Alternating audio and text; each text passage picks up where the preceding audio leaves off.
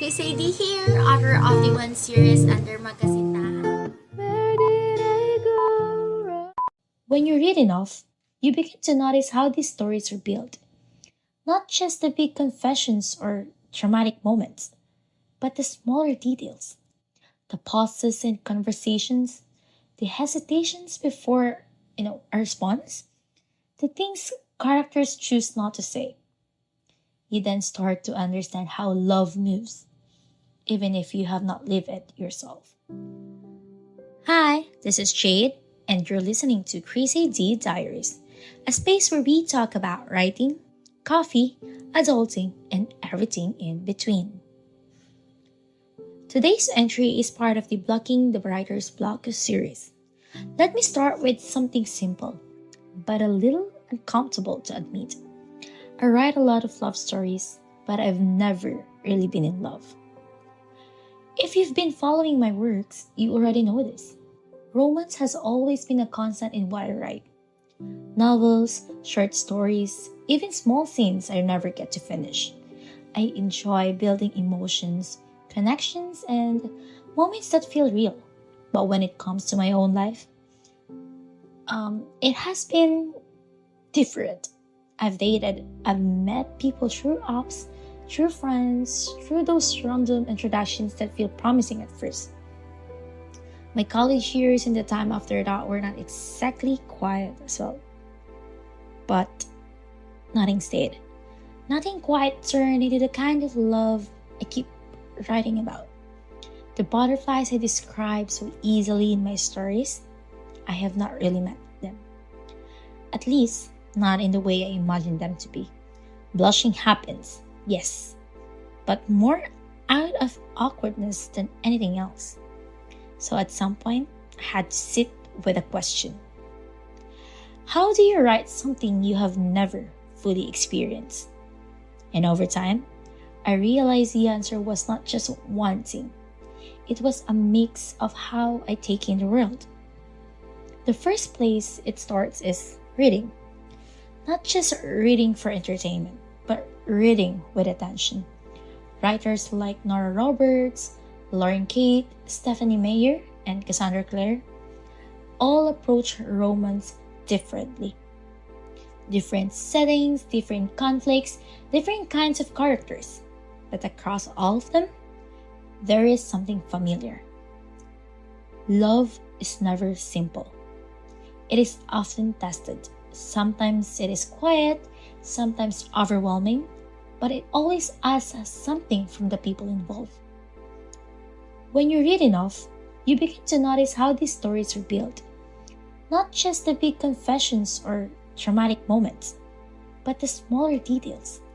The pauses in conversations, the hesitations before, a response, the things characters choose not to say. You then start to understand how love moves, even if you have not lived it yourself. The second part comes from listening. Over the years, I have been around people as they went through relationships in all kinds of forms. Some were happy, at least for a while. Others ended in ways that were very difficult to watch. I have listened to friends talk about betrayal, loss, exhaustion, and sometimes the quiet realization that something no longer works.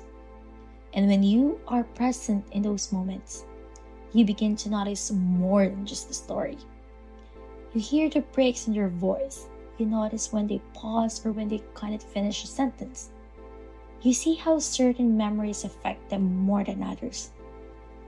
It becomes clear that love is not always gentle. Sometimes it leaves people confused. Sometimes it changes them in ways they did not expect. Those observations stay with you, and even if the experience is not yours, the emotions become something you can recognize, and eventually, something you can write about. Then there's music. It may seem like a small thing, but it helps more than we usually admit. A single scene can feel completely different depending on what you hear alongside it. Same is true when you are writing. Music helps set the pace.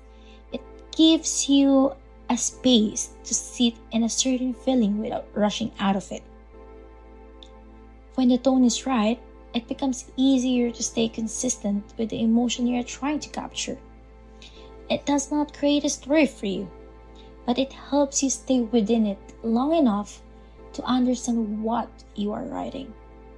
And finally, there is the part that sounds simple but often takes the most effort. You let yourself write. No pressure to make it perfect, no need to get everything right on the first try. You write what comes, even if it feels incomplete or slightly off at times. Because writing does not begin with polished sentences. It begins with something moving on the page. You can always return, revise, and shape it into something clearer later on. But you need something to begin with. So can you write live without experiencing it? I'd say yes. But it does not come from guessing. It comes from paying attention to the stories you read, to the people around you, to the small, quiet details that reveal how emotions really work. Love is not limited to what happens to you.